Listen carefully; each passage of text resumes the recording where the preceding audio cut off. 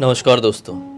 आज से कुछ साल पहले आदित्य नाम के लड़के के दादाजी के साथ एक बस जर्नी के दौरान एक ऐसी खतरनाक भूतिया घटना घट गई कि जो कोई भी उस घटना की कहानी सुनता है ना, उसका दिल दहल उठता है। आप भी अपना दिल दहलाने के लिए आज तैयार हो जाइए।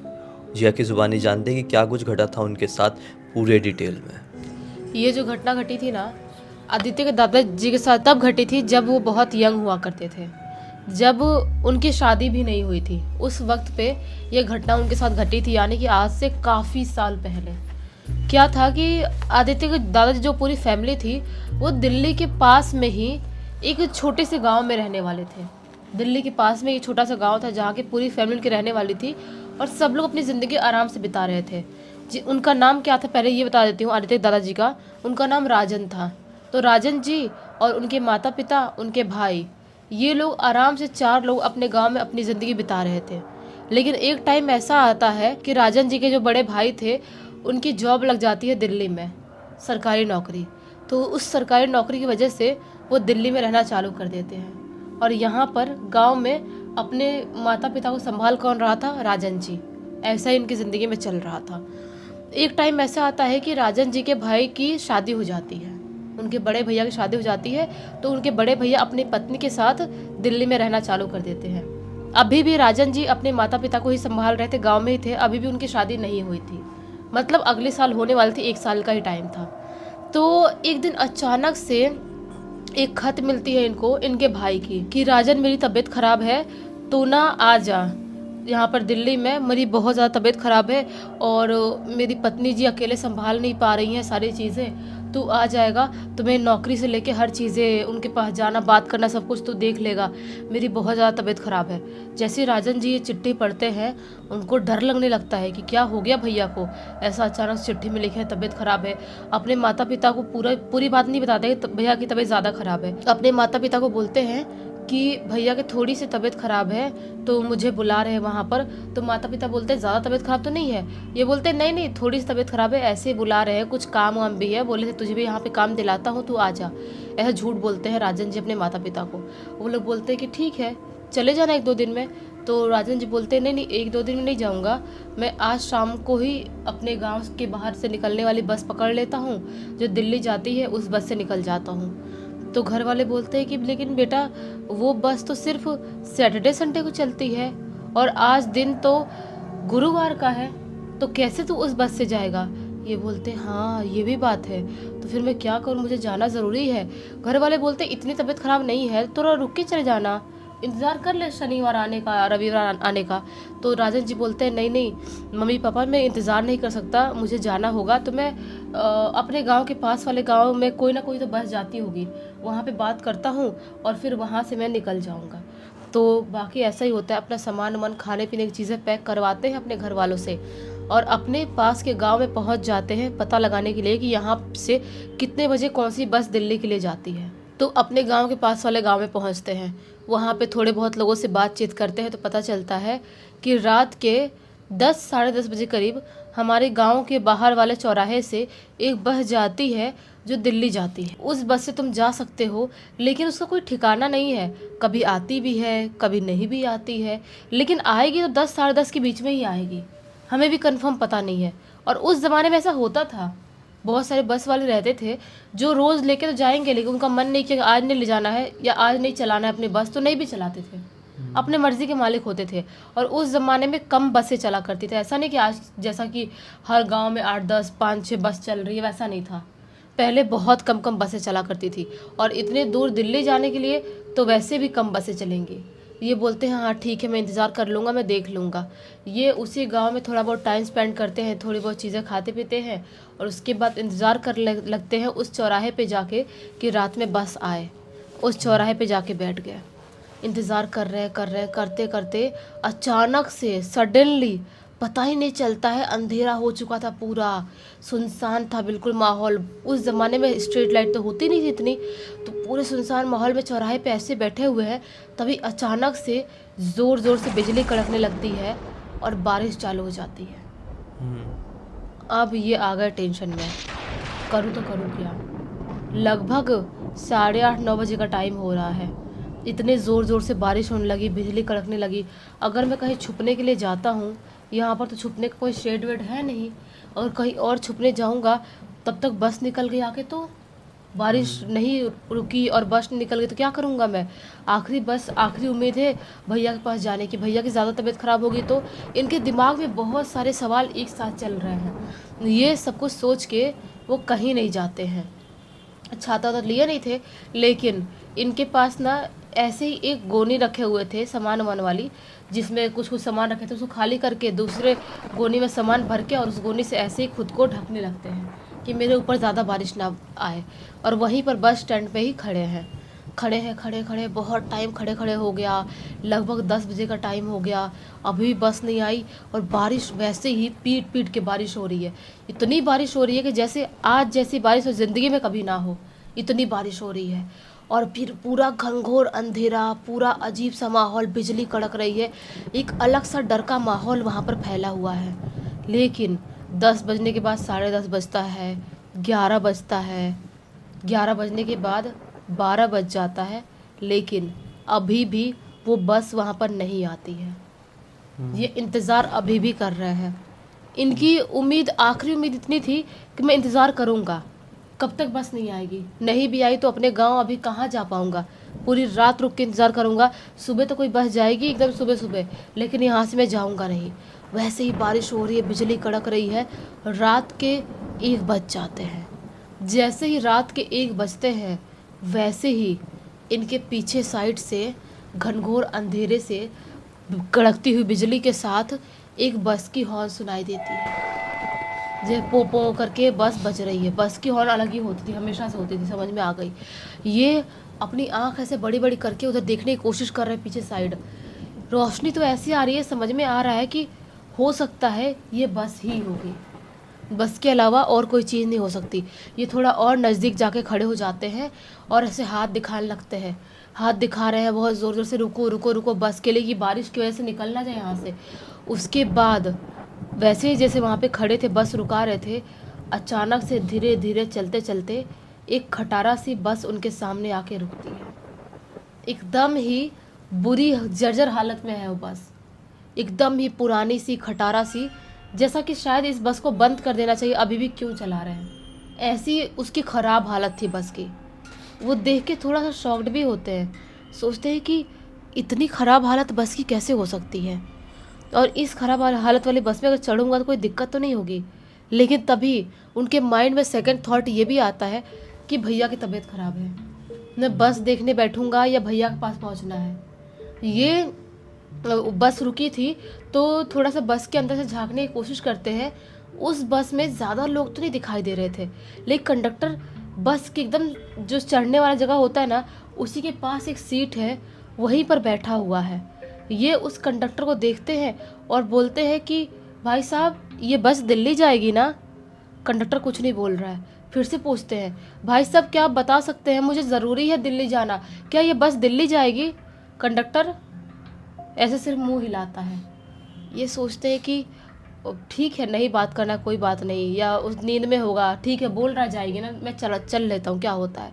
ये अपना सामान उठाते हैं और उस खटारा बस के अंदर चढ़ जाते हैं। जैसे ही बस के अंदर चढ़ते हैं, बस के अंदर देखते हैं, जैसा कि बाहर से माहौल दिखाई दे रहा था, बस में ज़्यादा लोग हैं ही नहीं, सिर्फ उसमें 2 औरतें हैं और एक बूढ़ा सा आदमी है। जो औरतों ने यहाँ तक का घूंघट रखे हैं, यहाँ तक घूंघट रखे हैं, और बस ऐसे एकदम मनहूस सा, बेचारा सा, या बोलो दुख वाली शक्ल बना के औरतें बैठी हुई हैं। दोनों औरतें जो 2 सीट रहता है ना, उन्हीं सीट पे बैठी हुई हैं, और एक सीट पे दूसरे साइड एक बूढ़ा आदमी बैठा है, वो भी बस ऐसे ही देखे जा रहा है। औरतें भी बस एक जगह देख के अजीब सा, बोलते हैं ना कि अजीब सी फेस बनाए हुए, जैसे कि वो कोई दुनियादारी से मतलब नहीं है या बहुत गम में है, ऐसा फेस बनाए हुए हैं। ये सोचते हैं कि बाहर में जाए, मुझे क्या करने का है, जैसा भी फेस बना रहे हैं, जो भी करें, मुझे इन लोग से क्या करना है, मैं अपना जाता हूँ, बैठ जाता हूँ। वो पीछे साइड जाते हैं और आराम से अपनी सीट पे बैठ जाते हैं। अभी भी बाहर बारिश हो ही रही थी, विंडो से बाहर का माहौल देख रहे हैं। बस धीरे धीरे धीरे करके चल रही है।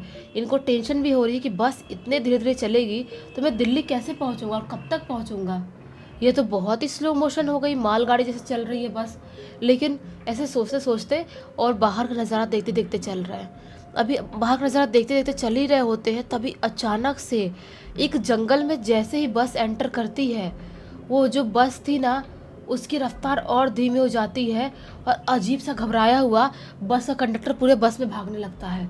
कभी इधर भाग रहा है, कभी उधर भाग रहा है, इधर भाग रहा है, उधर भाग रहा है। जो दो औरतें हैं जिनका फेस अभी तक ऐसे था, उनका फेस अब ऐसे हो गया है, ऐसा घबराई हुई है, ऐसा फेस बना के बड़ी बड़ी आंखें करके चारों तरफ देख रही है।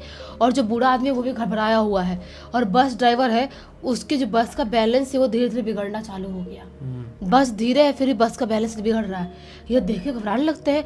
वो उठ जाते हैं अपने सीट से और पूछते हैं कंडक्टर से कि क्या हुआ भाई, बस ऐसे क्यों चला रहा है, बस ड्राइवर सो गया, नींद में है क्या, जाओ समझाओ उसको। बस कंडक्टर अभी भी कुछ नहीं बोल रहा है, बस घबराया हुआ इधर उधर भाग रहा है। जो दो औरतें हैं, जो बूढ़ा आदमी है वो भी घबराए हुए हैं, बिल्कुल भड़बड़ाए हुए हैं, जैसा कि उनकी ज़िंदगी का आखिरी वक्त चल रहा हो, जैसे कि शायद वो कुछ ही पलों में मरने वाले हो, ऐसा रिएक्ट कर रहे हैं बिल्कुल। ये जो राजन जी थे बिल्कुल घबरा जाते हैं, इनको समझ में नहीं आता कि मैं करूँ तो करूँ क्या, ये इतने पैनिक क्यों हो रहा है। और मैं भी पैनिक हो रहा हूँ, मैं क्यों हो रहा हूँ समझ में नहीं आ रहा है। वो बस ड्राइवर के पास जाते हैं, बोलते हैं अरे भाई बस अच्छे से चलाओ, क्या कर रहे हो तुम, ऐसे में कुछ हो सकता है, हादसा हो सकता है अपने साथ। लेकिन बस ड्राइवर अभी भी बस अनबैलेंस कर रहा है, बैलेंस वैसे ही चला रहा है, बिल्कुल अजीब सा चला रहा है। ये सोचते हैं कि अब जो भी हो, जैसा भी अब चढ़ गया हूँ, बस तो रोक नहीं रहा है, रोकने के लिए भी बोल रहा हूँ, तो एक काम करते अपने सीट पे बैठ जाता हूँ। वापस अपने सीट पे जाते हैं, राजन जी बैठ जाते हैं और जैसे ही सीट पे बैठते हैं, बाहर विंडो से अपना मुंह निकालते हैं, क्या पाते हैं, हम जिस जंगल में हैं, इस जंगल में बारिश पूरी तरह से रुक चुकी है और बस के जस्ट सामने एक औरत खड़ी है जो बहुत ही ज़्यादा भयानक दिखाई दे रही है, बहुत ही ज़्यादा, इतनी ज़्यादा भयानक दिखाई दे रही है। फिर भी वो अजीब सा कैसे चल रही है बस के आगे, समझ में नहीं आ रहा है। वो बस की तरफ मुंह रखी है और उसका पीठ पीछे साइड है, फिर भी वो प्रॉपर चल पा रही है। और जो बस ड्राइवर है शायद उसी औरत से घबरा घबरा के बस को नहीं चला पा रहा है, बैलेंस बिगड़ रहा है। वो उस औरत को देखते हैं और अभी घबरा ही रहे होते हैं, तभी जो बस ड्राइवर था वो बस की रफ्तार उस औरत को ऐसे रौंदते हुए बढ़ा देता है और रफ्तार से बस चलाना चालू कर देता है। थोड़े दूर तक बस अच्छे से चलती, इनको लगता है कि क्या किया बस ड्राइवर ने, क्यों उस औरत को मार दिया, कौन सी औरत थी वो, इतनी खौफनाक क्यों दिखाई दे रही थी, वो औरत भी थी या नहीं थी, इनके दिमाग में बहुत सारे चीज़ें चल रही होती हैं। तभी अचानक से जब बस ड्राइवर बस रफ्तार से चला रहा होता है, अचानक से इनके बस के साथ में ही वो औरत भागते हुए दिखाई देती है, एकदम स्पीड में भागते हुए वो औरत भाग रही है। बस ड्राइवर बस चला रहे, चलाते ये जो औरत आदमी है, बूढ़े आदमी औरत कंडक्टर सब चिल्ला रहे हैं, अजीब सा बस वाला भी चिल्ला रहा है। चिल्लाते चिल्लाते पता ही नहीं चलता है बस कि कब इतना अनबैलेंस्ड होता है और अनबैलेंस्ड होके बस एक पेड़ में टकराता है, धाम से आवाज़ आती है। बस इनको इतना ही पता है, इसके आगे कुछ भी नहीं पता। सुबह सुबह इनकी आँख खुलती है, इनके मुंह पे कोई पानी फेंक रहा है और ये दिन का टाइम है, रात का टाइम है। आँख खोलते से देखते हैं, बहुत ज़्यादा घबराए हुए थे, घबराते घबराते बोलते हैं मुझे बचा लो, मुझे बचा लो। वो अजीब सी औरत दिखाई दे रही थी और बस ड्राइवर बस ऐसे चला रहा था, हमारे बस का एक्सीडेंट हो गया, मुझे बचा लो। तो सब जो वहाँ पे आसपास में लोग खड़े थे बोलते हैं कि क्या हुआ भाई साहब, आपको कौन से बस से बचा है, कौन सी बस है यहाँ पर। ये बोलते हैं उसी बस से जिस बस से मेरा एक्सीडेंट हो, जिस बस से मैं गिरा हूँ यहाँ पर। सब लोग बोलते हैं काम करो भाई साहब, आप ही उठ के देख लो।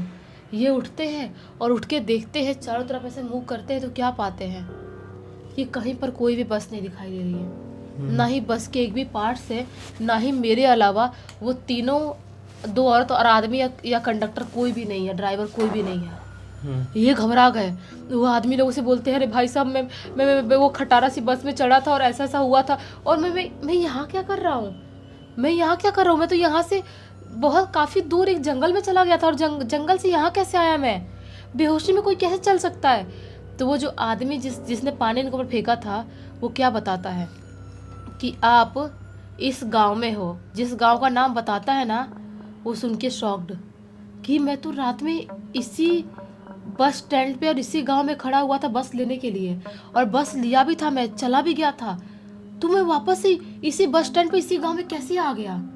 इनके दिमाग में बहुत सारी चीज़ें चलने लगती है, बहुत ज़्यादा घबराने लगते हैं। तभी वो आदमी समझाते हुए बोलता है समझ सकता हूँ कि आपके साथ क्या हुआ है, ये बोलते हैं क्या हुआ है? बताओ, आप डिटेल बताओ क्या हुआ मेरे साथ। वो आदमी बोलता है कि आप उसी बस में चढ़ गए थे जिस बस में आज तक हमारे गांव वालों की किसी की भी चढ़ने की हिम्मत नहीं हो पाती है। एक ज़माने में हमारे गांव से वो बस चला करती थी, दिल्ली भी जाती थी दूसरे गांव से होते हुए भी, लेकिन उस ज़माने में पता नहीं क्या हुआ था, कैसा हुआ था, बस ड्राइवर शायद पी के बस चला रहा था, उसका एक्सीडेंट हो जाता है और उसके बाद से वो बस एक भूतिया बस बन जाती है और रात के ठीक 1 बजे से 1:30 बजे के बीच में इसी गांव से, इसी बस स्टैंड से होते हुए गुजरती है। उसकी हॉर्न की आवाज़ भी प्रॉपर सुनाई देती है, लेकिन हमारे गांव वाले कोई भी उस बस में चढ़ने की हिम्मत नहीं कर पाते हैं। आप कैसे चढ़ गए? ये बोलते हैं कि भाई साहब मुझे नहीं पता था, मैं इस गांव का थोड़ी रहने वाला हूँ, मुझे क्या पता इस गांव से भूतिया बस चलती है। ये इतने घबराए हुए थे, पैनिक हो रहे थे बहुत ज़्यादा। वो लोग शांत करते हैं, थोड़ा बहुत पानी वानी पिलाते हैं और पास में कुछ खाने पीने की चीज़ें थी, वहाँ से कुछ उनको खिलाते पिलाते हैं। बोलते हैं हम समझ सकते हैं भाई साहब, आपने बहुत कुछ बुरा फेस कर लिया हो, आप बोलो तो आपके गाँव हम छोड़ देते हैं। ये बोलते हैं नहीं नहीं, गाँव नहीं छोड़ो, मुझे दिल्ली जाना ज़रूरी है, मेरे भाई साहब की तबीयत ख़राब है, मेरे भैया पता नहीं कितने प्रॉब्लम में होंगे, मुझे जाना है वहाँ पर दिल्ली में। ये लोग बोलते हैं कि दिल्ली जाना है ना, अभी लगभग 11 साढ़े 11 के बीच में हमारे गांव से एक बस जाती है जो अच्छी बस है, प्रॉपर बस है, उस बस से आप दिल्ली जा सकते हो, जल्दी छोड़ देगी, वो फास्ट भी चला के ले जाता है, ज़्यादा जगहों पे नहीं रोकता है वो। ये बोलते हैं ठीक है, इंतज़ार करते हैं। लोग भी बहुत अच्छे लोग थे, बहुत मदद किए थे। उसके बाद वो बस आती है, उस बस से वो दिल्ली जाते हैं। दिल्ली जाते हैं, भैया की तबीयत ख़राब थी, उनका ख्याल रखते हैं, कुछ दिनों तक वहाँ पे रहते हैं, भाभी भैया सबको संभालते हैं। और जब भैया ठीक हो जाते हैं तो वो आने लगते हैं वहाँ से। आते टाइम अपने भैया को सारी बात बता देते हैं। भैया बोलते हैं कि देखो तुम फिर आज मत जाओ, आज भी शाम को निकल रहे हो ना तुम, आज मत जाओ, तुम्हारे साथ इतना कुछ खौफनाक घट गया है तो वापस से रात के टाइम में क्यों ट्रैवल करोगे तुम। कल सुबह सुबह एक बस निकलती है जो अपने सीधे गांव के चौराहे पे छोड़ती है, उस बस से जाना तुम। तो ये बोलते हैं ठीक है। तो दूसरे दिन सुबह सुबह निकलते हैं और अपने गांव पहुंचते हैं, अपने माता पिता को बताते हैं और उसके बाद से इनके बेटे को बताते हैं। जब बेटा पैदा होता है इनका, बेटे के बाद अपने पोते को बताते हैं और उनका पोता आदित्य हमको बताया है कि उनके साथ ऐसी कोई खौफनाक घटना घट गई थी। ये बड़ी विचित्र सी घटना थी और ये साइकोलॉजिकल हॉरर कुछ हुआ या फिर रियल में कुछ हॉरर हुआ, ये तो शायद इस दुनिया में कोई नहीं समझ पाएगा, वो खुद भी नहीं जिनके साथ ये घटना घटी थी। लेकिन इससे ये साबित हो गया कि अगर आपके जीवन में कुछ घटना रहे तो वो घट के ही रहेगा। इसी एक नोट के साथ इस कहानी का अंत करते हैं। अब तक इस वीडियो को देख लिए हैं तो लाइक ज़रूर कर देना, चैनल को सब्सक्राइब करके बेल आइकन दबा के ऑल के ऑप्शन में क्लिक करना है, क्योंकि इसी तरह के हैरान कर देने वाले खौफनाक वीडियोस डेली आप लोग के सामने लेके आते रहते हैं।